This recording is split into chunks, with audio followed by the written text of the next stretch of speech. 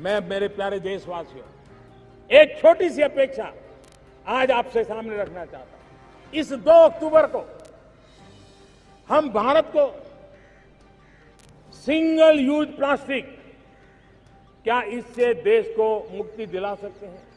हम निकल पड़े, टोलियां बना करके निकल पड़े, स्कूल कॉलेज, हम सब पूज्य बापू को याद करते हुए, और घर में प्लास्टिक हो, सिंगल यूज प्लास्टिक, या बाहर चौराहे पर पड़ा हो गंदी ना, सब इकट्ठा करें।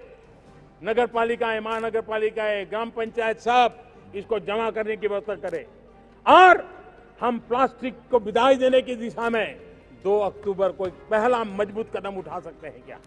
आप सभी को याद होगा कि प्रधानमंत्री नरेंद्र मोदी ने पिछले साल 15 अगस्त को लाल किले से सिंगल यूज प्लास्टिक का कम से कम इस्तेमाल करने की अपील की थी। साथ ही उन्होंने ये भी कहा था कि 2022 तक देश को सिंगल यूज प्लास्टिक से फ्री कर दिया जाएगा। जब मोदी ये भाषण दे रहे थे तब उन्हें शायद इसका अंदाजा भी नहीं होगा कि 6 महीने के भीतर ही एक ऐसी महामारी आएगी जिससे बचने के लिए प्लास्टिक का ही ज्यादा इस्तेमाल होगा। प्रधानमंत्री मोदी ने जब ये भाषण दिया तो उसके ठीक 168 दिन बाद 30 जनवरी को देश में कोरोना वायरस का पहला मरीज मिला।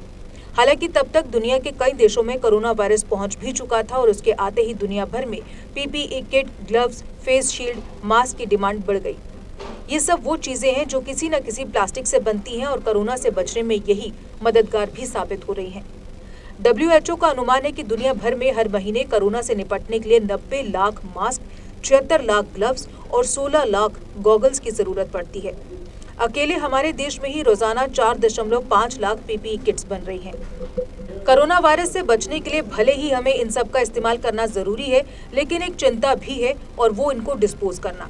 हालांकि दुनिया भर की सरकारों ने कोरोना से निकलने वाले मेडिकल वेस्ट को डिस्पोज करने के लिए गाइडलाइंस बनाई हुई हैं। Associated chambers of commerce and industry यानी एसोचैम की एक स्टडी बताती है कि 2022 तक हमारे देश से रोजाना 775 टन से ज्यादा मेडिकल वेस्ट निकलेगा। अभी रोज 550 टन से ज्यादा मेडिकल वेस्ट निकल रहा है। लॉकडाउन से पहले और भारत में जब कोरोना के 500 से भी कम मामले थे, तब सेंट्रल पॉल्यूशन कंट्रोल बोर्ड ने कोरोना की वजह से निकलने वाले मेडिकल वेस्ट को डिस्पोज करने के लिए गाइडलाइंस जारी की थी। इसके तहत कोरोना वार्ड से जो भी मेडिकल वेस्ट निकलेगा उसे एक बैग में रखा जाएगा और उस पर कोविड वेस्ट लिखा जाएगा। कोरोना से बचने के लिए मास्क, ग्लव्स, पीपीई किट या गाउन, फेस शील्ड या गॉगल्स लगाते हैं। ये सभी चीजें किसी न किसी तरह के प्लास्टिक से ही बनती हैं। इसमें भी चिंता की बात यह है कि ये सभी सिंगल यूज प्लास्टिक से बनते हैं, यानी एक बार इस्तेमाल करने के बाद इन्हें फेंकना ही पड़ता है। कोरोना वार्ड में काम करने वाले डॉक्टर और हेल्थ वर्कर्स को भी यही सलाह दी जाती है कि वो एक बार वार्ड से बाहर निकलने के बाद अपने सारे सेफ्टी इक्विपमेंट निकाल दें ताकि संक्रमण को फैलने से रोका जा सके। यानी जितनी बार डॉक्टर या कोई हेल्थ वर्कर वार्ड से बाहर आता है तो अंदर जाने के लिए उसे दोबारा नए सेफ्टी इक्विपमेंट्स पहनने पड़ते हैं।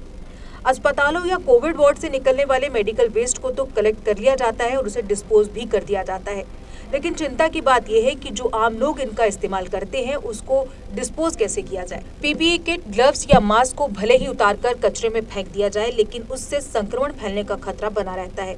इसमें भी पीपीई किट समुद्र के लिए और खतरनाक होती जा रही है क्योंकि इसका वजन मास्क या ग्लव्स की तुलना में कहीं ज्यादा होता है। इस वजह से इसमें चोक होने का खतरा है।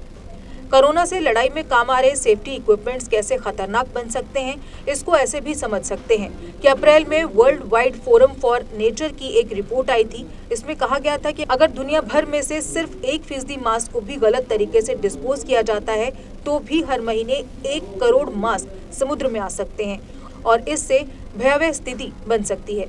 ऐसा इसलिए क्योंकि एक मास्क का वजन भले ही 4 ग्राम हो, लेकिन 1 करोड़ मास्क का वजन 40,000 किलो हो जाता है। एक अनुमान के मुताबिक सालाना 80 लाख टन प्लास्टिक समुद्र में जाता है और अगर इसे अभी कंट्रोल नहीं किया गया तो 2050 तक समुद्र में मछलियों से ज्यादा प्लास्टिक होगा। वहीं नेशनल ज्योग्राफिक की एक रिपोर्ट के मुताबिक प्लास्टिक की एक बोतल अगर समुद्र में चली जाती है तो उसे नष्ट होने में कम से कम 450 साल का वक्त लगता है।